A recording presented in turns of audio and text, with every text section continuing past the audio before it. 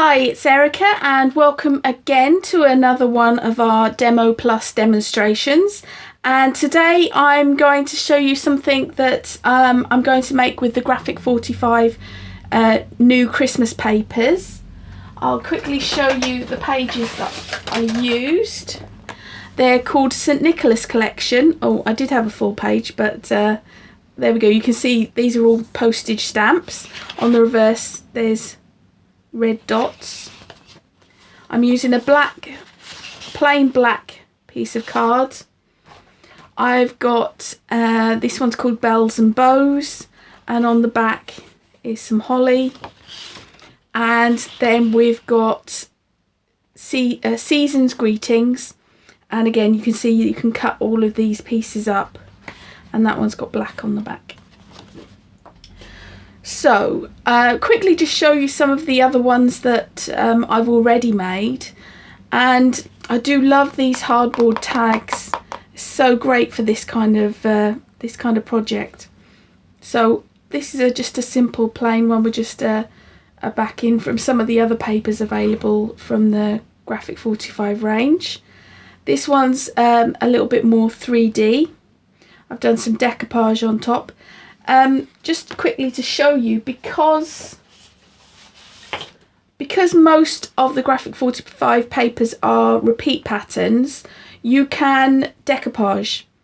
So even those ones that are caught on the edge, you can still use them, because that flower there can be used on a full one. So you can, I don't know if that makes sense, you can decoupage that one onto there, so that's not wasted, that design. You can just use a part of it for your layers. So anyway, there's two of the tags that I've made,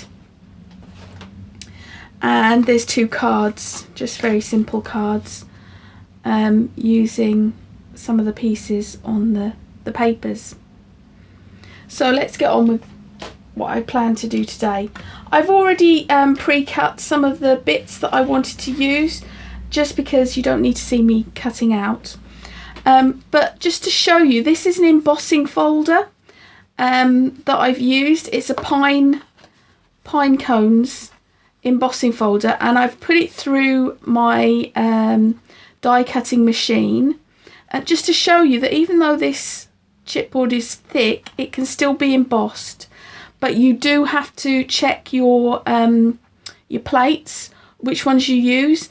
If your normal plates for embossing, using with embossing folders, I would choose the plate slightly thinner than that, because I tried to put it through on normal embossing plates and the embossing folder, and it wouldn't go in. So you just have to experiment and play around and see which ones work.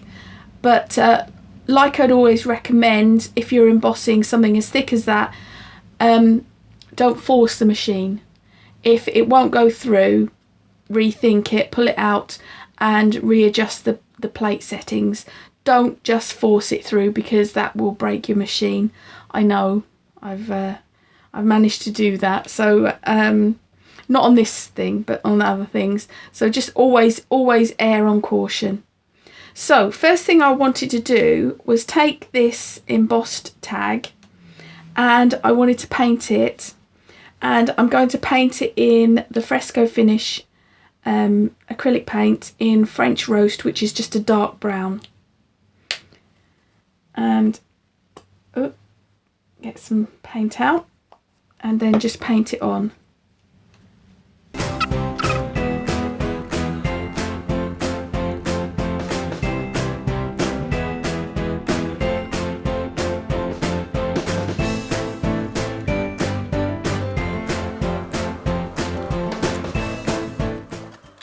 Right, that's done. I just wanted to make sure that I got the paint in all the little crevices, because that will be important for later. So I'm just gonna, let me just, a little bit of paint up there. Just get a little bit on my finger, if it will come out.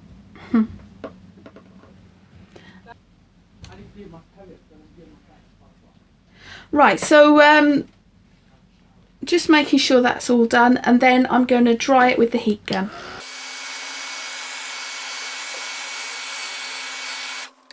I've dried that and I can see some little spots that haven't got the paint, so just with a small brush, just going to fill those in.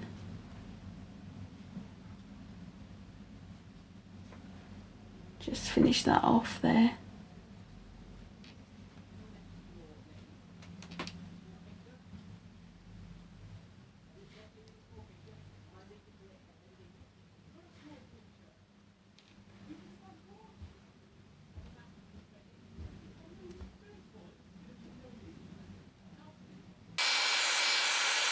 So my tag is all ready to go now. It's all nice and dry, and what I'm going to do is some dry brushing with two of the Paper Artsy metallic paints in white fire and copper. Now you could put treasure gold on this. I just thought I'd do this for a change so you can see something different. So I'm using just one of the chip brushes. It's got a nice bristle, hard bristle, and I'm going to dry brush the paint onto the surface. So I've put a little bit of the white fire out already, and really don't need very much at all, and I'm going to take a lot of it off because literally you just want to skim the surface, and you can see it starts to pick up, but you also get a nice shimmery look as well. And literally we're doing this in a very slow way. We're building very, very slowly.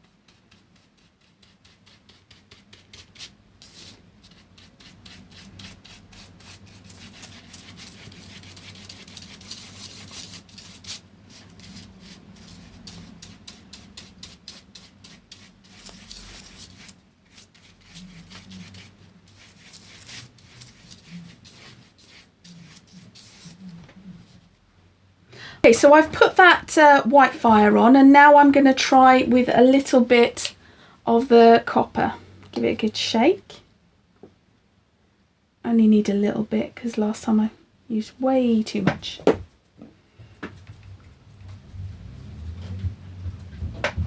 So just take quite a bit of it off, and then I'm going to put the copper in places, not all over. Again, we're just doing it in very small amounts.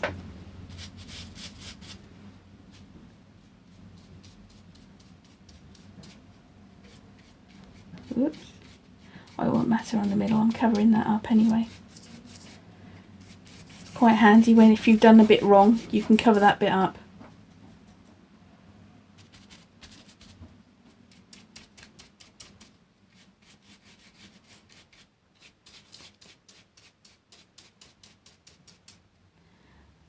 Have some extra on the edges, and I'm going to use the white fire as well.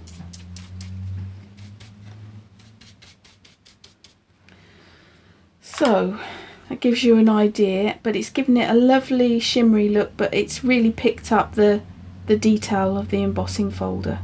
I went a bit overboard there, but that's going to be covered, so I'm not going to worry.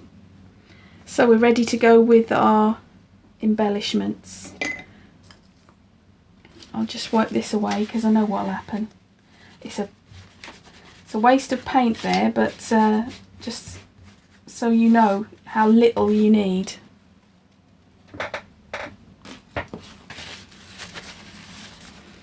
I'll quickly give it a blast with a heat gun just in case.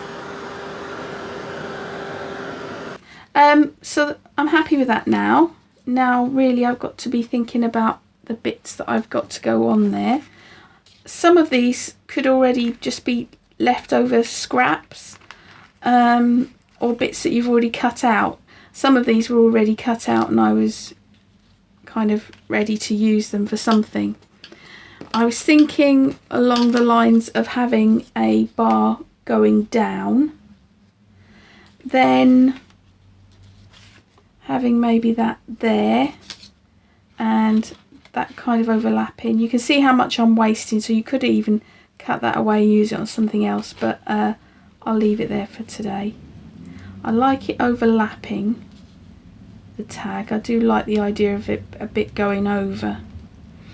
Now I didn't want that wording, so what I've done is I've cut one of the postage stamp designs and I've mounted it onto black, and I think that will go there. Fabulous. Then I've got a little tag for it that I'll stick in with a brad, and then I was thinking something along the bottom and another one of the strips cut off, and we just put that along there like so. And I think I'll be happy with that. Maybe up a tad.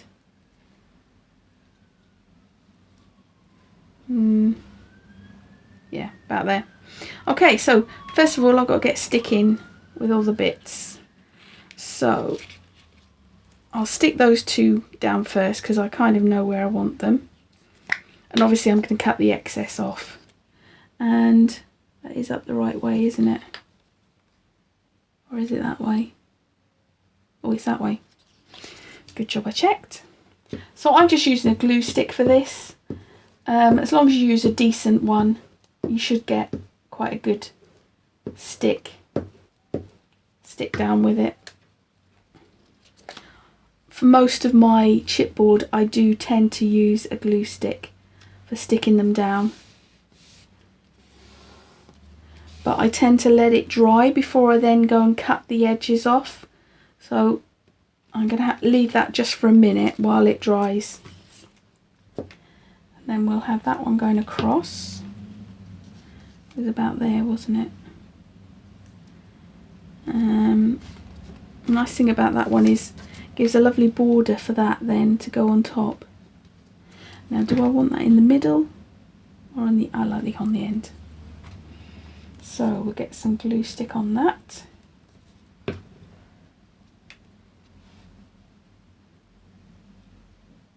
I'm not using any particular glue stick. This happens to be a Pritt stick, as long as it's a good quality one.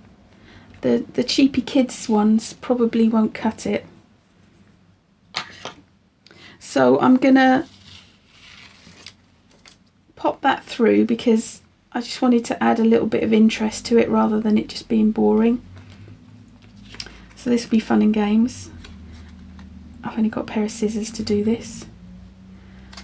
Oh, massive hole there. Let's do it on a piece of card.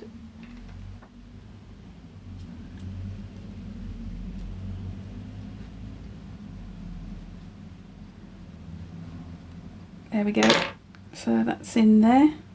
So pop that through there, and then that through there. Just and open up the brad. Oh goodness, if I can see it. There he is. Okay, so that's my brad on there. So I think we said about here, didn't we? It's going to be a shuffling act to get these two, so I really want to try and stick them both together at the same time.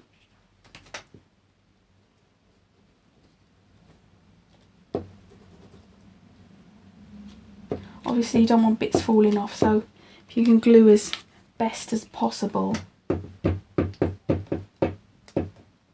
I know I've got a bit overlapping, so I know I don't have to stick that bit. But it was something like that, wasn't it? A bit higher up. And stick the two at the same time, and it'll save faffing later. Oh, that looks quite good. Yeah, I'm happy with that. And then last bit, the postage, just making sure I haven't got any wet glue underneath. Stick that onto that. And then that onto that.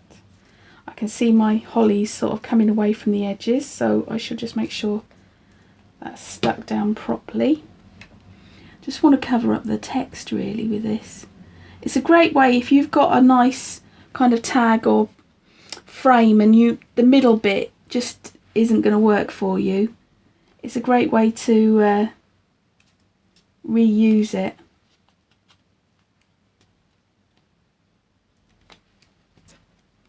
That's better.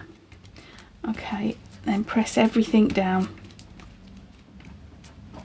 I've just given it that little black frame because I think it covered up the text for one, because the text was a bit bigger than the actual postage stamp, but it also gave it a nice frame and tied in with the darkness on the other bits. And then just with some scissors I'm just going to trim these edges off, because ideally normally I would use a knife, but I think because they're not actual full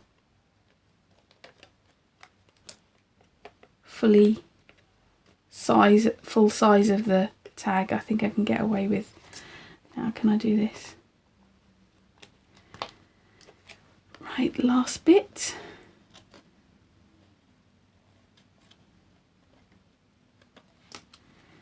And lid on my glue, otherwise it will dry out. I'm just going to flip this over, just have a nice clean page. So I think you can see it's a really quite quick way to put something together. Obviously I had already cut the bits out, but you know, I always say when you've got these sheets of paper,